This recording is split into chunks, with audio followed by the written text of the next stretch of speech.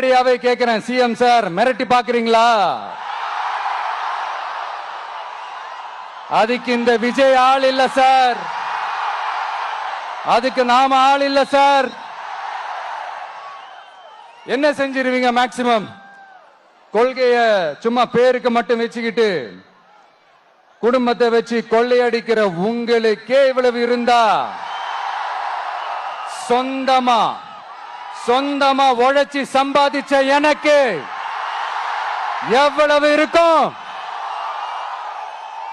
என்ன நாங்க பெருசா கேட்டுட்டோம்?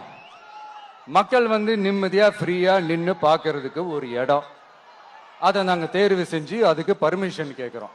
ஆனா நீங்க என்ன பண்றீங்க? அந்த இடத்தையெல்லாம் விட்டுட்டு நெருக்கடியோட, மக்கள் நெருக்கடியோட எங்கெல்லாம் நிப்பாங்களோ அந்த இடமா பார்த்து செலக்ட் பண்ணி தரீங்க. உங்க எண்ணம் தான் என்ன சார்? நான் அவங்கள பார்க்க கூடாது, அவங்களோட பேசக்கூடாது, அவங்க குறைகளை கேட்க கூடாது, அவங்களுக்காக குரல் கொடுக்க கூடாது, என்னதான் சார் உங்க எண்ணம்? சரிங்க சார், ஒரு அரசியல் தலைவன் அப்படின்றதெல்லாம் மறந்துருங்க. ஒரு சாதாரண ஒரு தமிழ்நாட்டு மண்ணோட ஒரு மகனா, ஒரு நம்ம தமிழ் மக்களுடைய ஒரு சொந்தக்காரனா, என் மக்களை, என் குடும்பத்தை, என் சொந்தங்களை நான் பார்க்க போனா என்ன பண்ணுவீங்க?